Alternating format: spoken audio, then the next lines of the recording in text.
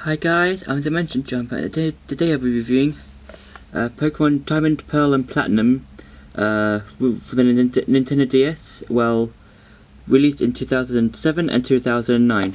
Now you're probably wondering why I don't have Pokemon Diamond. I wasn't really bothered in getting it, even though it's like part of like a good generation of games like that was released.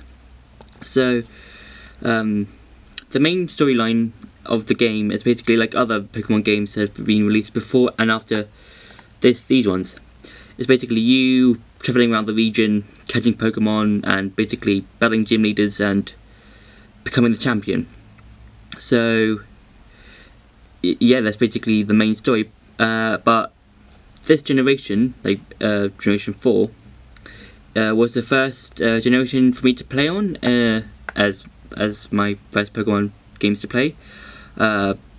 But I didn't really play it at the time when I was younger, if you know what I mean, because I did play like a bit of Pokemon when I was younger, but that was at a friend's house, and apart from that, I didn't even play Pokemon like years after, until like another friend of mine gave me his Pearl copy, and yeah, and that's basically it.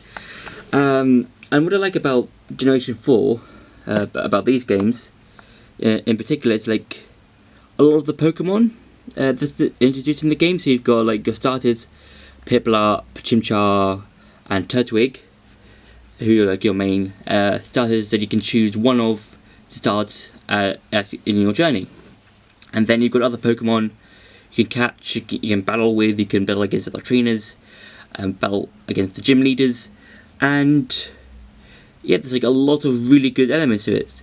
So there's obviously an evil team, like there has been in other Pokemon games, but for this team, they just want to use Pokemon but basically use the legendaries to reshape Sinnoh, and that's kind of basic generic evil team wants to take over the world by using something powerful, and they need more power to take control of it. Yeah, and when you play against like other trainers, what I've seen is like in Pokemon Diamond and Pearl, the graphics when you're playing against other trainers is quite slow, if you know what I mean. Like if you attack, that attack will be slow, the damage taken will be slow, but in Platinum, the graphics are a bit more like sped up, like a bit more polished, if you know what I mean.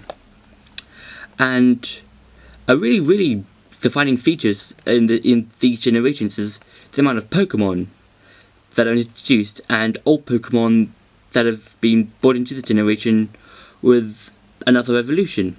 So, for example, two of the main Pokemon that were given evolutions were Togekiss and Swinub. Well, the evolution of Swinub, where the Togetek would evolve into Togekiss if you give it a shiny stone, and with the Swinub it would become Mamoswine if it learnt ancient power, but you can only give it ancient power through giving a person a heart scale that is quite hard to find, that sort of thing.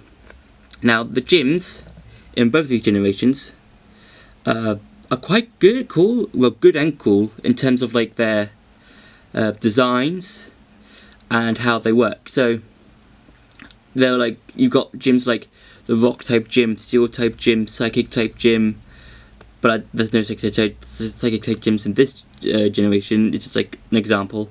And there's also ghost types, fighting type gym, and various others. And they all vary. So for example, the first gym you go to, which is the rock type gym, is your basic just running up the main corridor and basically battling the main gym leader.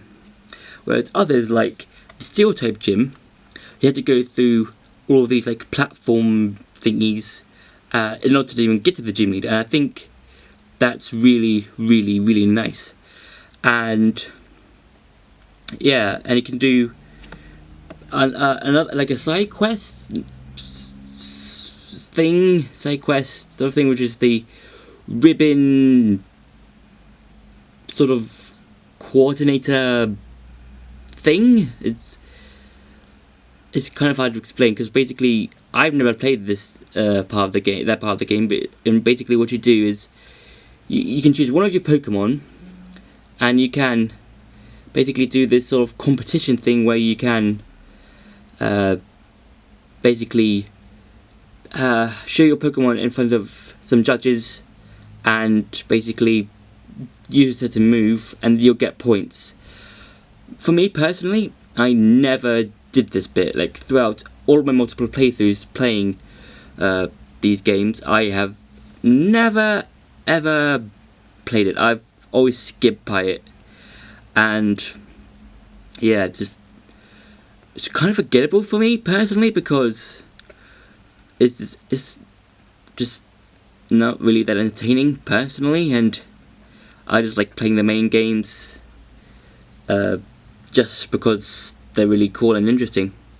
So you do get rivals in the game. You get two rivals, Barry and the other trainer that you don't pick, because from generation 2 onwards you can choose either male or female, and if you choose one of those guys or one of the characters, the other trainer that you didn't choose will become the other rival, if you know what I mean. But the other trainer, you don't really get to fight them, and you only get to help them out in like certain double battles, but mainly against Team Galactic. The only time you do fight along with them against Team Galactic, from what I can remember, is after you've beaten the fighting type gym and the other trainer has lost the Pokédex. That's like the only time I can remember you fighting alongside your other friend, trainer, person thing. Yeah, and it's really nice. It's like I really enjoy a lot of the stuff out of these games. I really enjoy playing.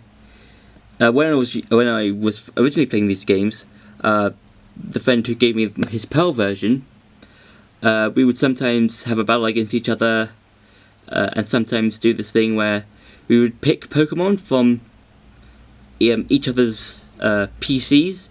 So what I mean is that we would put all of our Pokemon we had into the PC, and then we would leave one because you can only have one Pokemon in your party at any time, but you can have 6. But if you want to like continue with the game, you have to have at least one Pokemon.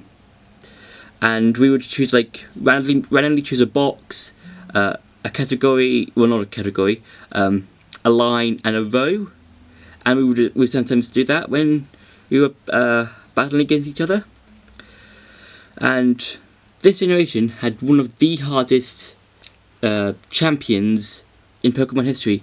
If you don't know what I mean, Cynthia, who is the champion in this generation, has a good variety of Pokemon on her team. She has a Lucario, a Garchomp, a Togekiss, a Roserade, Gastrodon, and several other Pokemon, and that is like a really well out balanced team. They could any of Cynthia's Pokemon can basically just take out the entire team with like 2 hits, and yeah, that's kind of a challenge because that'll make you have to grind your team up to a level where it's like on par or above her own team's levels. And when I played this game for the first time, I literally found it really hard because it was like my first time playing through the game, and it was like really challenging. And this generation does have some of my favourite Pokemon, so Infernape, Luxray, Garchomp, Steelix. Even though Steelix is a Generation 2 Pokemon, I still like the game. I like that Pokemon, and several others that I like or enjoyed using on my team. but the graphics, well, the graphics for the time are good. Like, it's not like on par with the graphics nowadays. It's just like, it still kind of holds up, because like, if whenever you use a move, you can see like sort of like a small animation happening. So, for example, if you use flamethrower, there'll be like this line of fire. If you use dig, the Pokemon who will be using it will just dig underneath, and variety of other things. And now it's time for some gameplay. The title parts of the game are quite different. So, for example, for Pearl, it has Palkia, that generation's legendary. For Diamond, it has Dialga, and for Platinum, it has Giratina. And I think that's quite cool, because like, I don't know how many generations do that sort of thing, like have their box art legendaries just on like the title screen. I know that Black and White do this with their box art legendaries. Yeah, so as you can see, the graphics on both versions are quite similar, but for Platinum, it's kind of like a bit more polished, whereas for Pearl and Diamond, it's a bit less polished, if you know what I mean. And the design for the character is a bit different. So for Diamond and Pearl, the costume is a bit like red. There's like the hat's like a bit red, but for Diamond, you've got like more winter type clothes. Because if I'm just gonna go into a Pokemon battle for an example, if I can just get to a Pokemon battle, and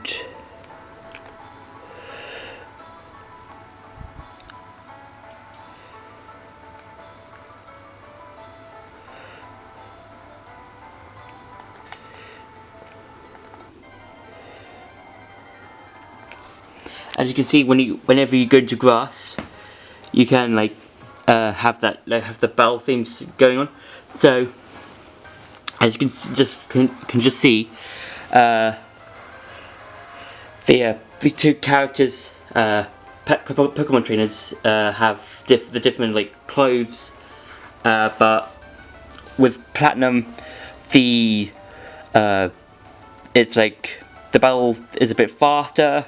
You can and just show you if I do this. So Platinum is the faster